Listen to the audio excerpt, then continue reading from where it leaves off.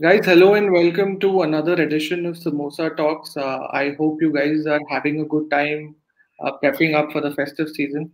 This one's a special Samosa Talks with Mr. Sandeep Bhushan. He's the director and head of GMS at Facebook India, and we're going to talk about something really interesting, something which Social Samosa is really psyched about. That is influencer marketing and specifically influencer marketing on Instagram. So welcome to Social Samosa Talks, Sandeep. It's an honor to have you uh, with us today. My pleasure, Hitesh. Yeah. So Sandeep, I'll quickly ask you, like, this is the first thing which I ask on the Samosa Talks these days, because we're trying to demystify the new normal as we evolve. So how do you define the new normal, and how has the new normal been for you as a person and as the head of an organization like Facebook? Yes, it's not even new anymore, right? It is the Yeah. normal as we see it. And I think just the resilience of everyone around us, communities, people, organizations, to find ways to make the most of the current challenges. I think that's been very encouraging to watch. Uh, Organizationally, we did spend some time understanding what the phenomenon is. We have the privilege of hosting more than 3 billion people on our platform. India alone is 400 million plus. So we do always want to be close to what the phenomenon is. And of course, we saw tremendous expansion of our platform usage, but we also spent time talking to consumers. We did work with BCG to understand what's changed. And change came in three broad buckets. And I just want to play the conceptual frame. One is, of course, a short term, which is we bring the outside home. Things we can't do outside, can we do them inside? That we think will be short term. When we go out, we can start eating out again. Things that will require policy or brands to work very hard on continuously. For example, cleanliness, hygiene, better health practices. That may go back or may not. The third, which is certainly going to stay, is digital adoption. There's a fundamental shift in digital consumption from every aspect of our life. So whether it's education, payments, business, communication, and all of this is fundamentally because we are connecting on the internet, and we are very privileged at the Facebook family to be able to be that platform for communities at the scale that we have. Right. And if you have to give a number to this rise in digital adoption, so do you have a number on like the amount of time people might have, like the increase in the amount of time people are spending on the Facebook family of apps, like whether it's Facebook, Instagram, WhatsApp? Is there a number that you have derived from your studies? Yeah, so we actually look at specific phenomena. So I'll give you an example of video consumption. Yeah. So let's talk of video on Instagram. And a 60% in a single week blip is how it started. So it just changed the trajectory. So the number of consumers who access live, the number of consumers who are posting and engaging. So that's up several notches. We know that. Our global numbers also suggest that both monthly and dailies continue to move forward. So across multiple variables, we see the blip happening. I think the other piece, and I go back again to the core consumer work we did, is digital influence for businesses, which is because consumers are spending time on the platforms, because consumers will seek surrogate experiences. Means what? I cannot touch and feel. Can I see maybe a more immersive ad unit? I cannot ask, but can I engage with an influencer who's an expert? Okay. Because these phenomena have come together, digital influence, for example, is up 25%. So to illustrate, in mobile phones, 70% of urban consumers will be influenced by what they see on their mobile. 65% in fashion. Even in FMCG, it's a 25% blip. So across the whole set of how consumers are engaging, there is, of course, volume that's gone up, but also in terms of the depth of how they're engaging with themselves, with each other in communities, and with businesses. Great. And speaking of digital influence, so how do you define influence, and how do you define influencer marketing in today's day and age? And probably who is an influencer according to you, and who's not an influencer? Like, how would you define these three terms: influence, influencer, and influencer marketing?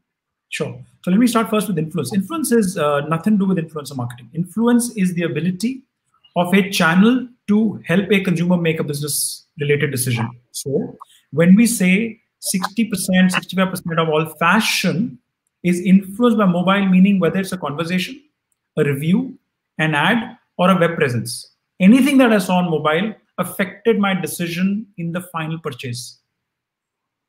That is digital influence, and that we are not surprised. Given the time we are spending, the number of innovative tools businesses are using. So you see, for example, the way businesses today use live to go out. They use AR, they use advertising, they use influencers. So the whole play of what businesses use to communicate, and we are very privileged.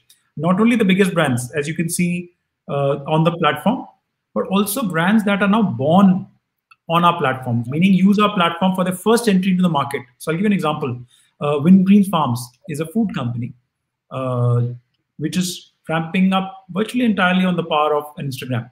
White Hat Junior is an education company, and 90% plus before they scale to a sale was Facebook and Instagram.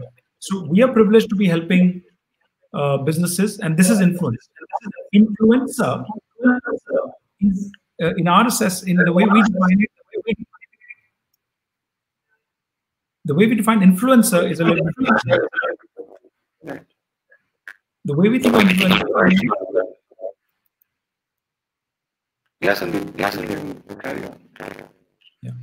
The way we think of it is that when communities are formed on Instagram, they're formed around passions, around interests. So 98%, in fact, of Instagrammers follow an interest, at least one interest.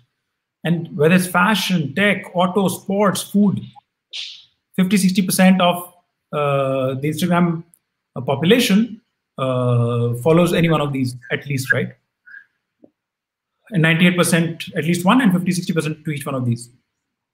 Leaders of these conversations are what we call influencers. When I access an interest area and I'm listening to either a trend setter or a trend watcher, who then suggests to me what is that next step in that area of passion. So for example, mine is running.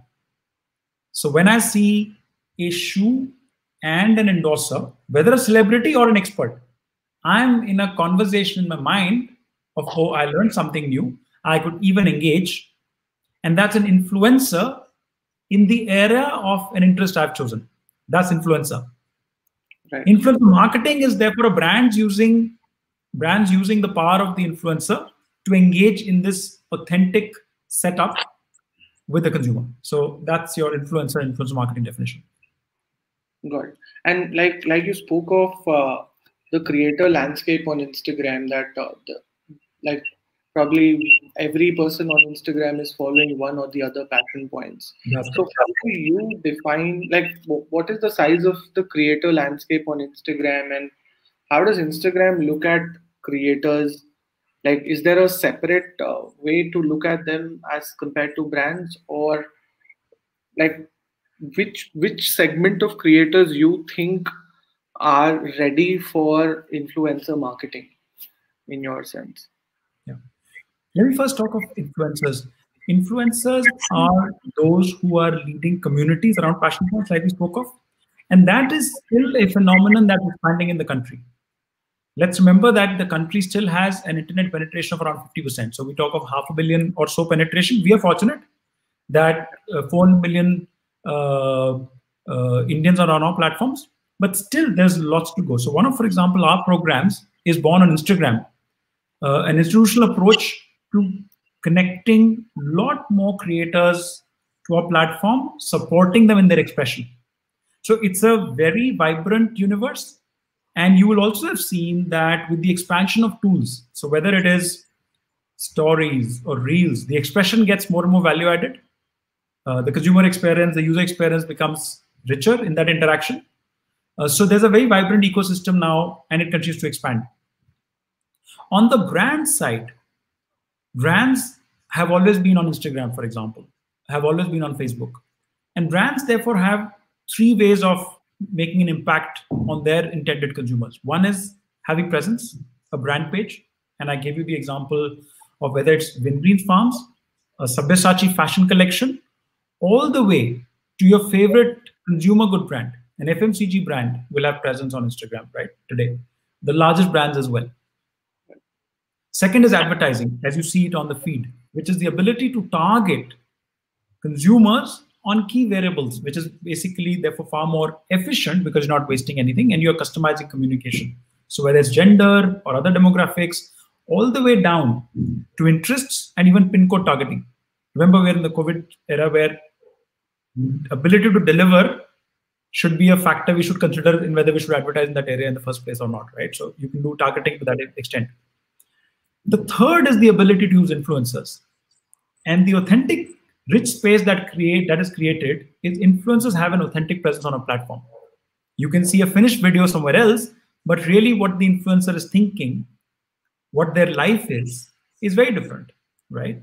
And that touch, that connect that the influencer has with the follower set is actually what brands can leverage. And brands do that using what we call branded content, which is they make a formal handshake that is visible to consumers. So there is no doubt about there's a relationship which is very clear. Yeah. At which point brands can then use the communication power, the storytelling power of the influencer to get the brand story integrated and take it far and wide, which is not just to the influencer catchment pool, but to what the brand wants to get to. So technically, today a brand can get to all of Instagram globally using one influencer, using a branded content tool, because they can expand the reach of the program. So therefore, brands have massive access to communities today. They can go alone, but they can also go with the fantastic, authentic power of the influencers.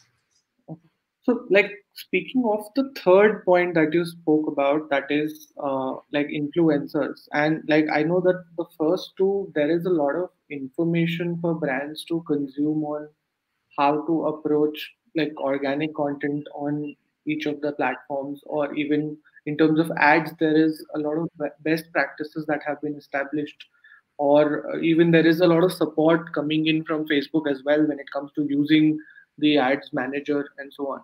So what is it that Facebook is doing for the third bit, which is influencer marketing?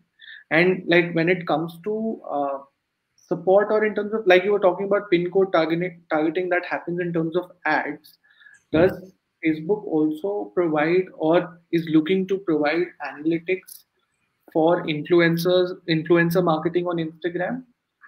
And that would take me to my next question, which is like, what are some of the factors brands should look at while working with influencers on Instagram? If you could share some light on that. Fair questions. Let me therefore answer both of those, and then I'll talk about a program that we're currently running to make it move even faster. So, like I mentioned, branded content is the way to bring all of the tools that Facebook family has for advertisers on the use of influencer marketing. So let me illustrate. The moment the branded content program is started, every single analytics that's available for advertising starts to be shown to the advertiser on the influencer marketing impact as well. Second, even the most basic tools such as reach planning, like I suggested to you, even the plan itself is equal to what the brand wants to achieve. So whether it is the reach planning, frequency planning, or all the analytics that you see on advertising start to become visible to the brand. So there is immense power now in influencer marketing to be made exactly equal to advertising in its impact. These are not two different things. They are forms of the same thing. The storytelling is different, right? But the tools are exactly the same, which should now give tremendous confidence for advertisers to move into influencer marketing on even greater scale. Now, of course, it's all around us. From the earliest days, celebrity endorsements have been around us. So all the way from celebrities to experts who may have smaller catchments, but all of these are now accessible for brands to do branded content. So that's the one play. In terms of how should they go about it, fundamentally, brands have to ask one question: will my business results move? And there are only two business results every brand cares about. Either it is salience, which will convert to sales tomorrow, or imagery or thereabouts, or it is sales today. The influencer marketing program is like any other marketing investment, which, if done well over a period of time, should give you either of these or both of these. And even the measurement is aligned to the same. Did a large influencer marketing program that I mounted give me exactly the brand effect that I want from advertising as well? So that is fundamental. And therefore, our suggestion to brands is the following. One, use the authentic voice of the influencer, because the language is one that the influencer uses. And finding that match between the brand and the influencer is critical. If the influencer is doing advertising, you've lost the opportunity, right? So how do you bring that whole script in that world of the influencer with the right amount of credibility? I think that's one. Second is, therefore, bring in this thinking early in the campaign, not much later. If you're just going to hand over a product at the end of the piece, it doesn't work, right? Co-creation, for example, helps. The second is use normal, usual media principles to run the influencer marketing campaigns. So the creative has to be authentic and in the voice of the influencer, which is therefore unique and special and different.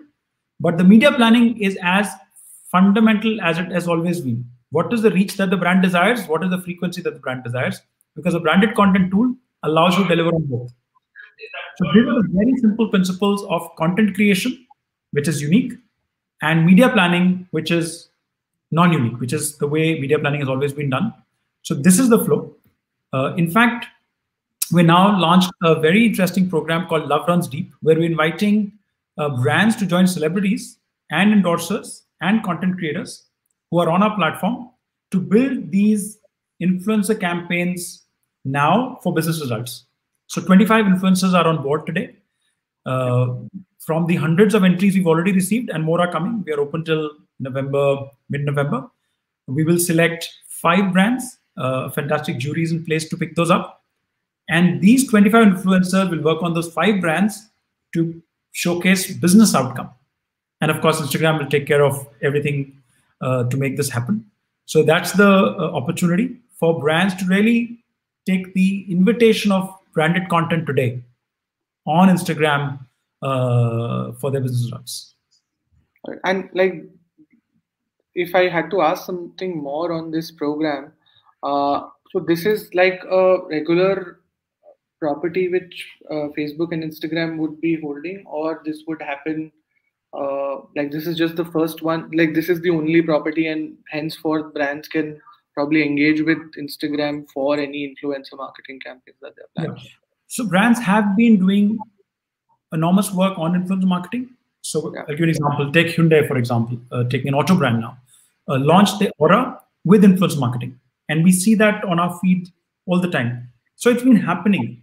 I think the critical point we're making now is that the scale has shifted very significantly with both consumer time, creator tools, and brand presence on Instagram now really scaling over the last year and a half, right? Especially now in the current context as well. The other point we're making is search for results which are aligned to brand results, not other metrics. The metrics that matter are those that are measurable on the brand dashboard. And therefore, we brought all of this together.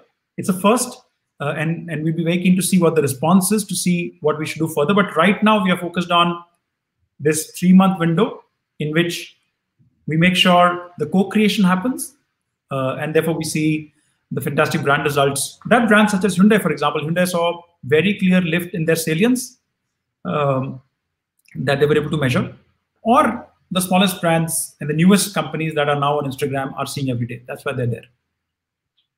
So the reason why I ask is because, like you said, influencer marketing has been around for a while, and Instagram as a platform is looking at it in a structured way now and helping brands understand the business outcomes also. But by and large, the influencer marketing ecosystem in India currently either operates on very standard lists which are already out there, or there are very limited tools at the perusal of certain brands who would choose influencers basis the objectives they're looking at or the strength they're looking at. But other than that, a good chunk of brands still don't understand influencer marketing or the potential of influencer marketing to the extent it should be. So, and do you think Instagram can provide such analytics which say that, okay, this particular influencer matches these particular brands, and they can help you with their content or with the passion points they follow, they can help brands with these objectives. So can we expect that kind of clarity for brands from this program, or like you said, I mean, you're testing this for 3 months and then like new things would roll out? Well, we certainly know that influencers move business. I think that's fundamental. If influencers not influencing your business, then there's no joy, right? So that's already happening. I think what we are trying to do is to show the ideal process of co-creation. So we bring the influencers on board even when the brief is getting ready. So they will come early in the process, and the outcomes are measurable on the brand dashboard, which is either a sales lift or a imagery lift. We are addressing these two areas. Other capability in the ecosystem are continue to get built. The only piece I would certainly urge all brands to consider is that the delivery tools are now very clear, which is the fundamentals of targeting all the way to branded content tools that allow for great delivery of the campaign. I think the choice of influencers is really a very subjective matter, because whether the influencer can tell your story authentically, I think is in fact the biggest criterion, I would say, because the ability of a brand to take the impact of the influencer to the catchment well beyond is now in the hands of the brand with the branded content tool. So far more about integration of the storytelling as a criterion, and far more about brand delivery. And this is the nuanced conversation which we want to get in front of everyone, because the opportunity today to use influencers to drive business results is huge and is front of us, and we can see all the brands beginning the journey at scale now. And like so I understand that probably 70-80% of this whole cycle will be like it will be improvised with a program like this. Would Instagram also be looking at the payments piece or the commercial aspect of it, like, or that would be left for the brand and the creator to figure it out? In this case, the commercials are being afforded by Instagram. So it's a no-cost program for the brand that gets chosen. So 5 brands for all of this, including final delivery, at no cost are being invited. And therefore, we currently have hundreds of briefs. The program being live in terms of the entries for a couple of weeks. We have 700 entries already, and we should see more as we close this out over the next few weeks. Got it. And so, like, because you've been studying this so like in depth, and you've been looking at how brands and creators are growing together also on Instagram, what are some of the key trends you've observed in terms of brand and creator relationships? Which are some of the successful campaigns that you've observed from the outside and seen that, okay, this is one brand creator marriage that has set a benchmark for Instagram also to see that, okay, yeah, this is how influencer marketing has to be done on Instagram. So like some key trends, if you could share some learnings from brand creator collaborations you've seen through and through. Yeah, I think the trends continue to be that, one, the expression gets more and more involved as time has progressed, given the tools get better. So from feed to stories to reels, the ability to tell your story as a creator or influencer or as a user, that continues to get better. I think just that expression. So you'll see, for example, Instagram Live, just as, for example, all expression has moved, Instagram Live has moved up, stories has moved up, and now reels, as you can see in India, it's on a visible tab right up front. So that continues to move up. So the big trend, of course, is expression continues to get more and more enhanced with the tools that are coming in. And with consumer time getting bigger, brands therefore also are flocking. So I think that is really the construct. Multiple partnerships, and it really depends on what your passion area is, but whether it's food, whether it's health, whether it's fitness, whether it's sports, too many to enumerate. in terms of partnership. But again, the principles remain the same. You will see that the strongest partnerships are those that have lived together for a while. And what that really suggests is that the brand and the creator are beginning to talk a bit of a common language, as opposed to a last minute brief where it's getting sort of imported in. So coming in early, authentic communication, and scaling to reach the brand audience. These are three principles, building on the trends of expression getting richer and richer.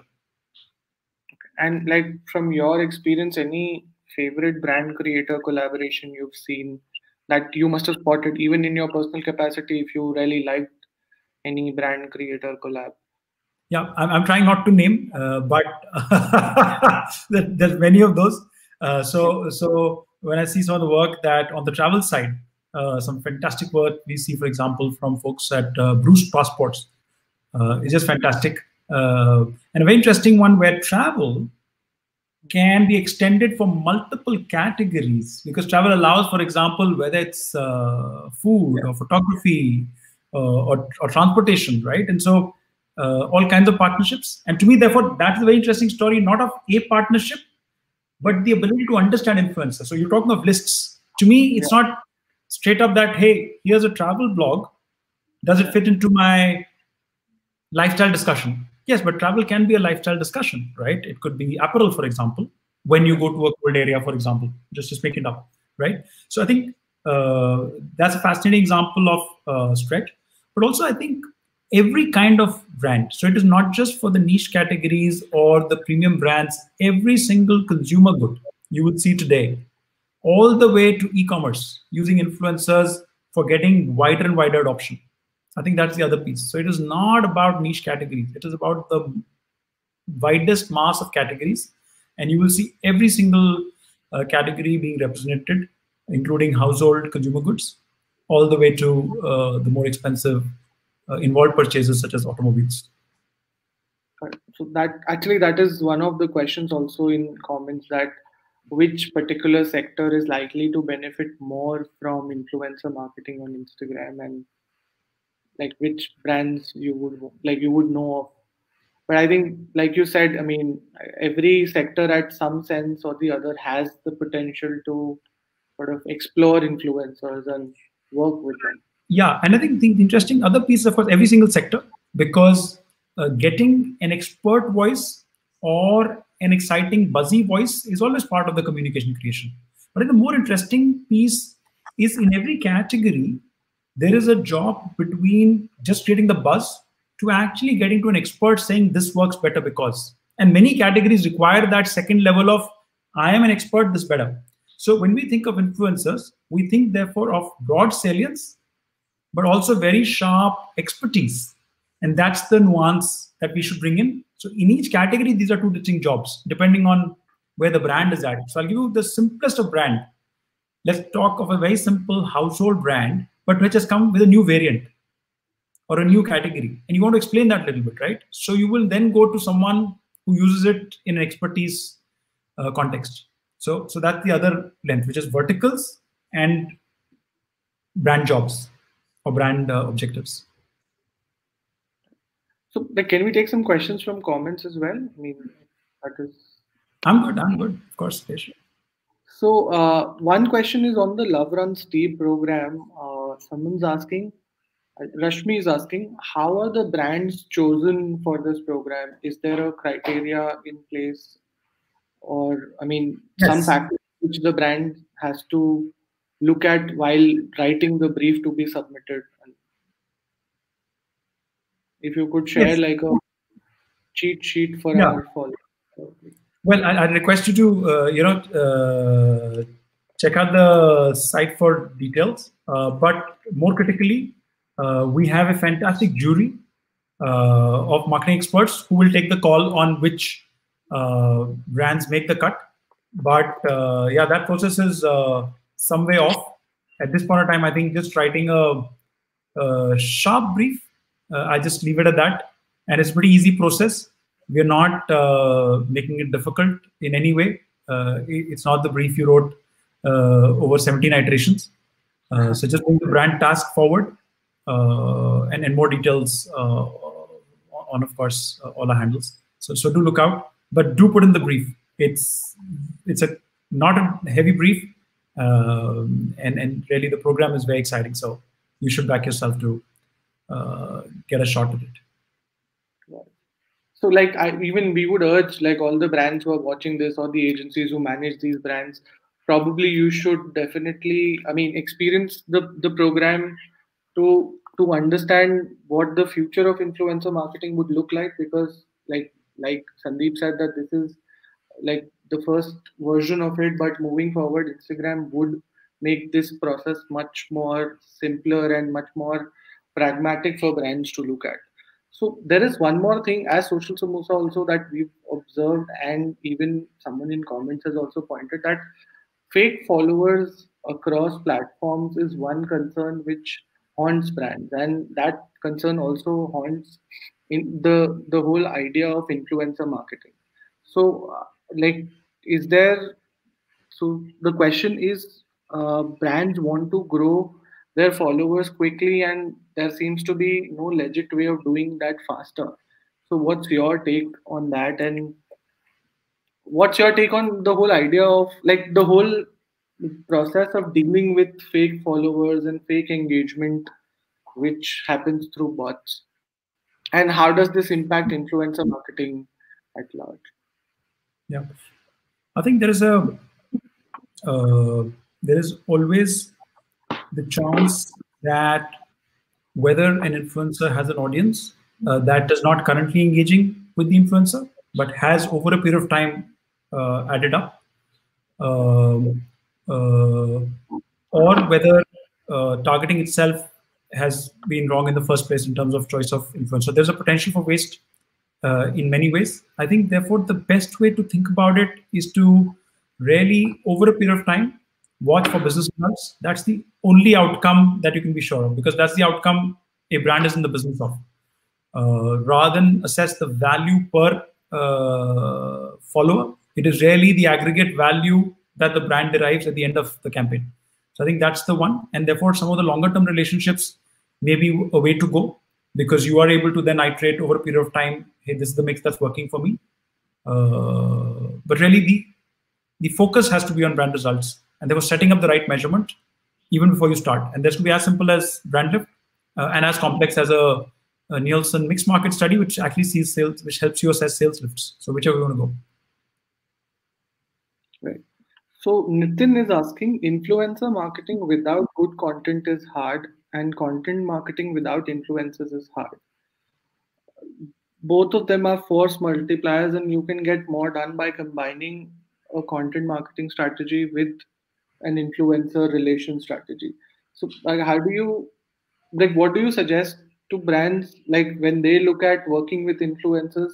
Should they look at content creation capabilities, or they should look at the reach or the kind of numbers the influencer or the creator has? Or again, like we've discussed, that a lot of it is subjective. Probably if the objective is reach, then you look at a bigger influencer. But if the objective is to drive consideration, you look at someone who's good with their content creation and can drive engagement.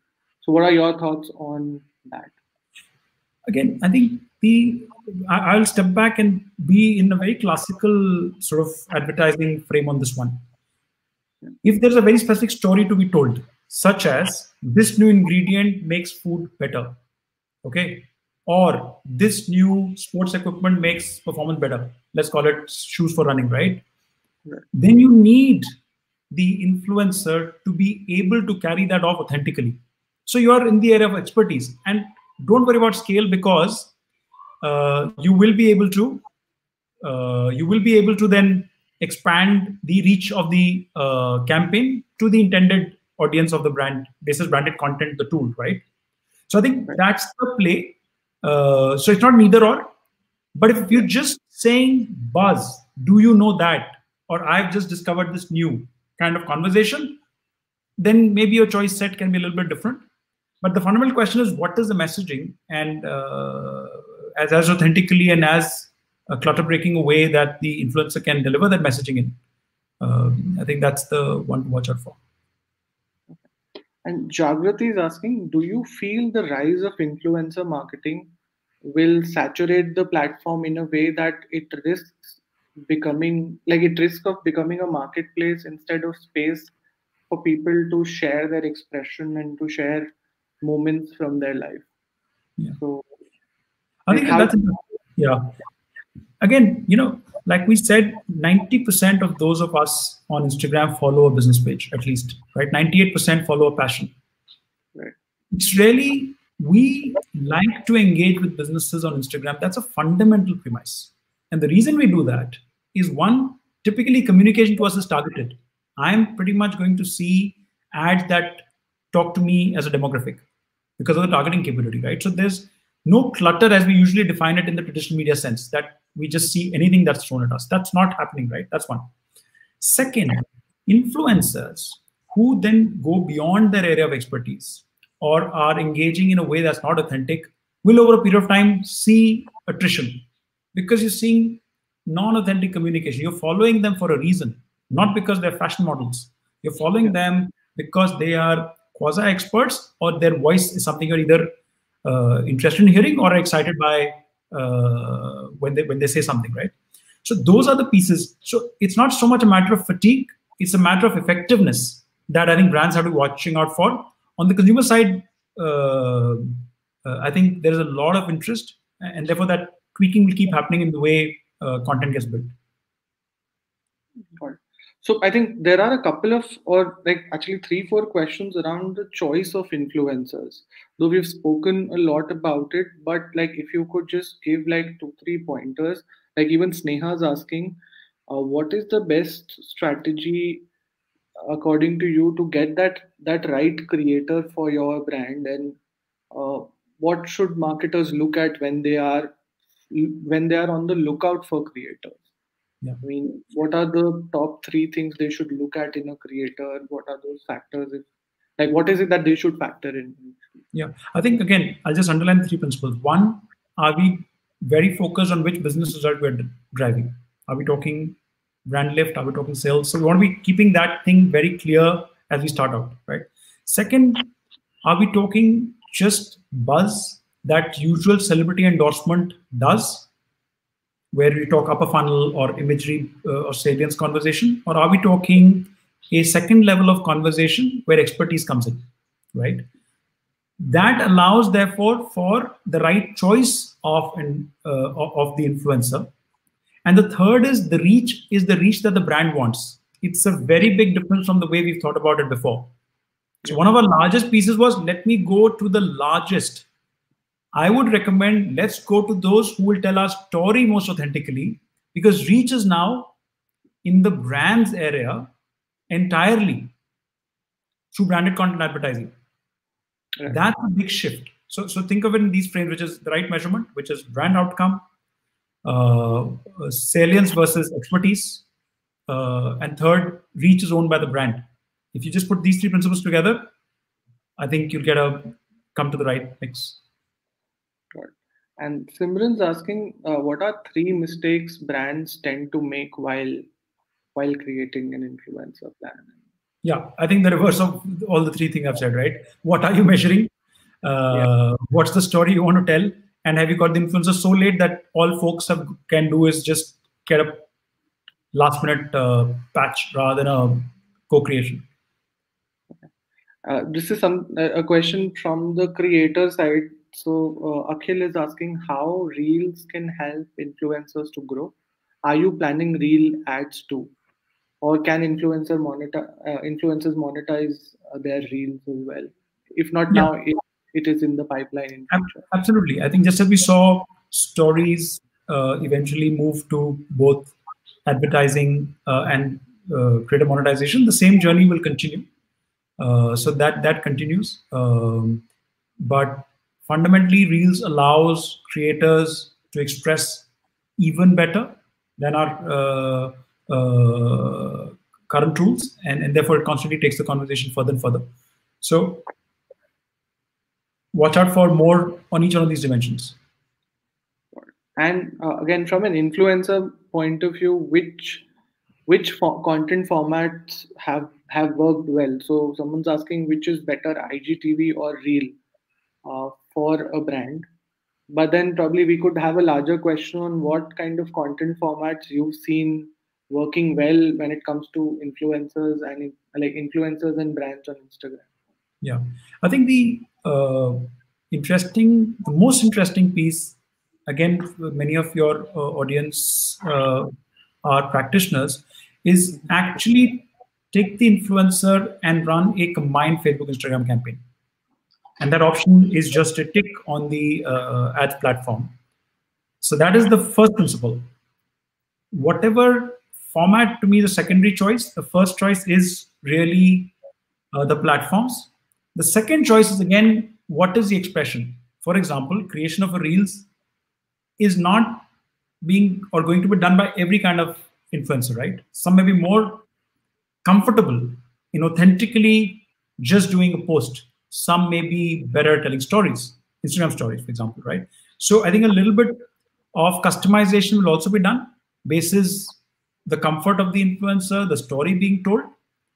So I would make a choice there. I'd make a choice very critically on using the power of Facebook and Instagram together on every single campaign, including influencer campaign that include brand content.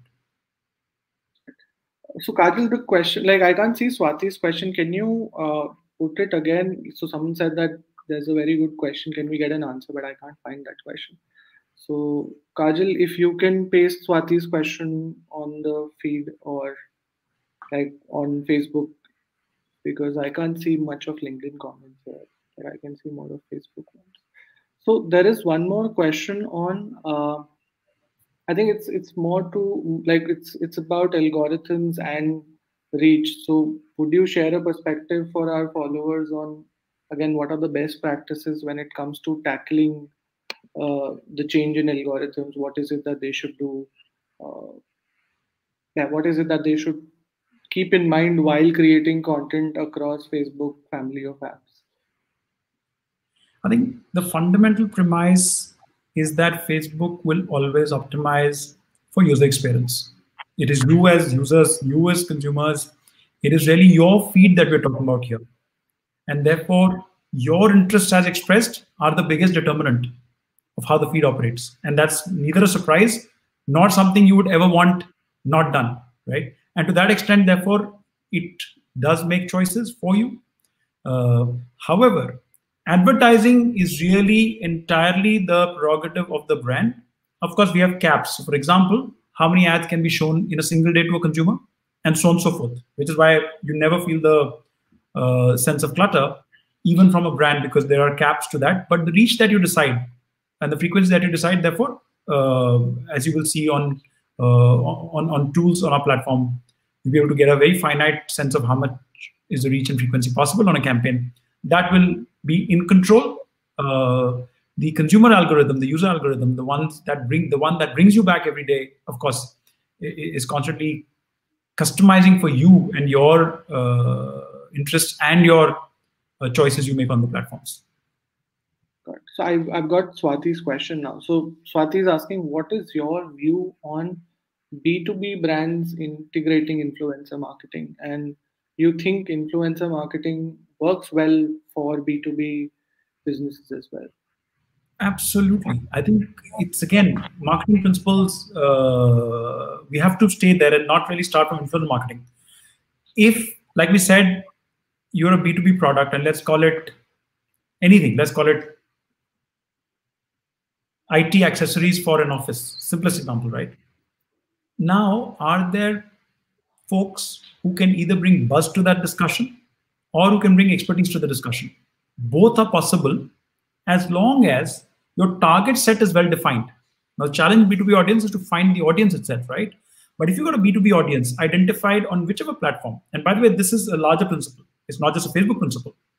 Once you've done that, the voice of the influencer is useful if it is authentic to that context. So the person who's talking, so for example, I'm just making it up again. Hey, I'm an entrepreneur. I brought this to my office. It's the best investment I could make because I'm running a tight budget. To me, that's a fantastic example of influencer advertising. Now, this person may not be known as influencer before you started, right? may not have the currency because this market was not being discussed in the first place, right? Because we were discussing FMCG, we were discussing auto, but then the principle remains the same.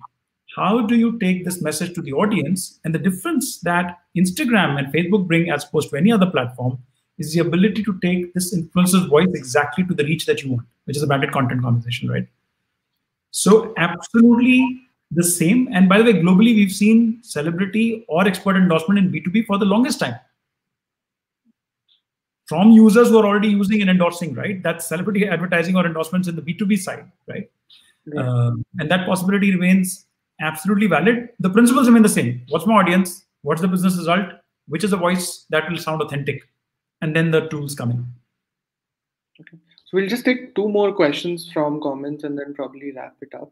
So one, like this question is a bit like it's a contradicting question in the sense that Tejas is asking, do you think influencer marketing on Instagram would have a negative effect on Instagram ads, or like how would influencer marketing affect ads on Instagram? Yeah, I think we think of influencer marketing as fundamentally a communication unit. See, even if you look at advertising of a brand, even within a whole campaign or a year, changes from an announcer to buy me now because, or now I have a variant, right? And for each one of these, you're creating assets, etc. Similarly, an influencer marketing asset is just an asset in the context of this whole story that you're telling within a year or within a campaign. And that's it. The moment you do that, you see the complementarity. For example, you could go a whole campaign using only influencers as the advertising unit. So it is not an either or. It is a way to communicate. What was normally called advertising is now called branded content as well. But you could also choose to say, if for more basic brand communication, I want to have a full screen, no influencer product features. And then how to use, I want to get influencer. So really it's the sequence of the communication that will determine the mix. But it's not just complementary, it's in fact integrated entirely in the communication plan of the brand. Got it. One last question from comments and then probably we'll wrap up. So Niyati is asking, what I usually face is that even if I select the right influencers, their costs are atrociously high and my brand can't afford them. And then we end up opting for influencers who fit our budget. But that influencer might not necessarily give us the results we need. So like, do you think at some point in time we would get some assistance from Facebook on like deciding even the cost piece for influencers, or again that would be like a free floating thing that would again be left at the expense of a brand and a creator? Yeah. You know, one of the challenges is that we are talking of a creative expression. So for example, you can spend same money on 2 ads and the business results are very different because how the ads cut through, right? And every one of us has done on the same brand multiple campaigns, and we know some are a hit, some are not. Some get the message, some don't, right? That subjectivity, therefore, will always remain and we won't be able to put in a box. But having said that, the biggest power the marketer today has is actually to design campaign around budget, which is you want to reach only a certain demographic because the budget is small as possible. So you'll see a lot more variants, new brands, only digital brands, only Instagram brands, right? The reason they're there because they want to reach only, let's say, Mumbai plus Thane, males above 30, right? That was not possible before. Given that context, it's really now your full media cost, right? That will include cost of media, cost of production, cost of celebs / influencers, the whole mix, right? And then it's iterated from that point on. A particular campaign will give you a certain lift. You'll understand a little better. Next time you'll make a tweak, either the story or the choice of creators. But the box, the financial box, in fact, we can respect tremendously for the reason that you can pick up the smallest chunk that you can or you need to using, let's say, Facebook, Instagram. You're going to a very tight audience exactly as per your either first-party data that you have, your former buyers, or demographic data that we have, or interest data that we have. So you are able to work within the budget. And like, I think moving forward, probably brands would have access to even audience insights for an influencer before working on a campaign. I know that once there is a branded content relationship, you get access to data for that particular post. But moving forward, even like there are so many third party tools which give you audience insights for a particular influencer. So I'm sure even Facebook or Instagram would be working on that as well. Yeah, we constantly, I think, make the interface easier. New tools are coming without getting into the very specific pieces. But yes, Yeah. constantly. I think one of the pieces you will notice that we really, at this point of time, do want to get the message of how effective it is. And Love Runs Deep is one illustration. Branded content is the second. Our All India motion around Born on Instagram, where we are going and building the whole ecosystem in some sense, supporting the ecosystem. So multiple new pieces are in play. More will come. So this space will only get more exciting because the intent of the audience to connect with influencers and with brands is there on Instagram. So that's a fundamental premise. So we have lots to sort of grow further given that foundation. Guys, so there are a lot of questions, Sandeep, but I think a good chunk of them have already been answered. So, guys, I would request you to just roll back to this feed and probably listen to it to get answers to them. Sandeep, if you could share some closing thoughts on or takeaways for our audiences, like which is brands and even agency professionals who are practicing this, and we could wrap it up from there. Yeah. Again, I think I've said this before, but I'm just going to underline. Think of influencer marketing as influencing your business results. That's when you do influencer marketing. Second, given the scale of the platforms today, you should think of it for every single category there is.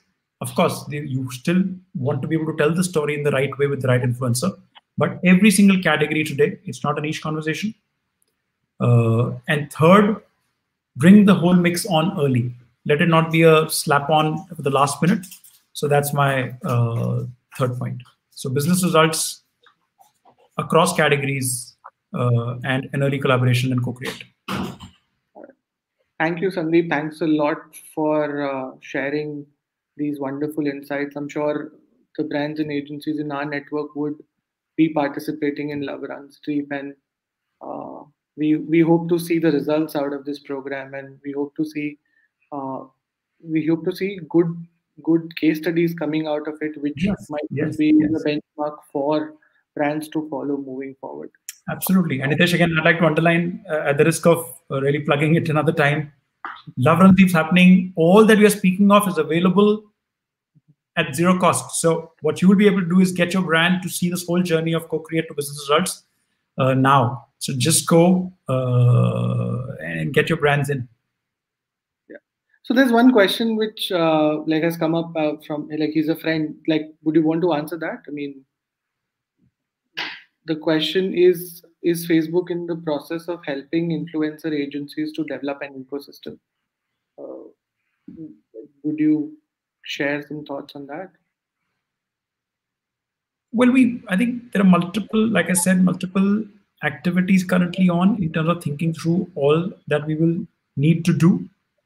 So many pieces, again, I don't have a specific response to the question, but yes, I think over the next few months and quarters, you should expect a lot more of supporting the ecosystem. The current action, for example, is to make sure each one of us has those case studies. So as agency specialists who go and tackle very specific brand team questions, you are now more enabled to say, hey, listen, here's a full story.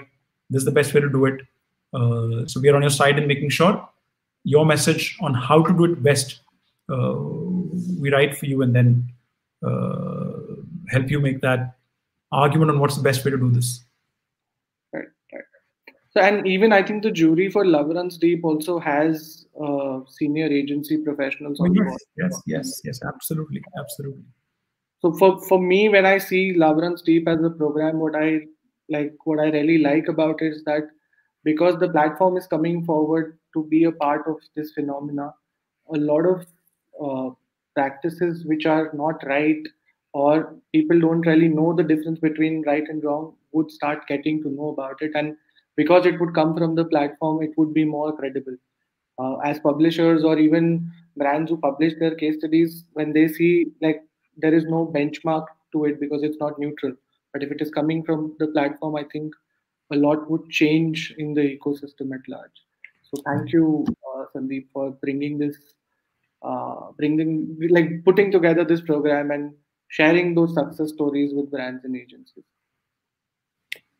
Great pleasure. Pleasure being here. And let's keep the conversation going. Let's see the results and build even further from there. Yeah. Thank you. Thanks a lot, Sandeep. Thank you.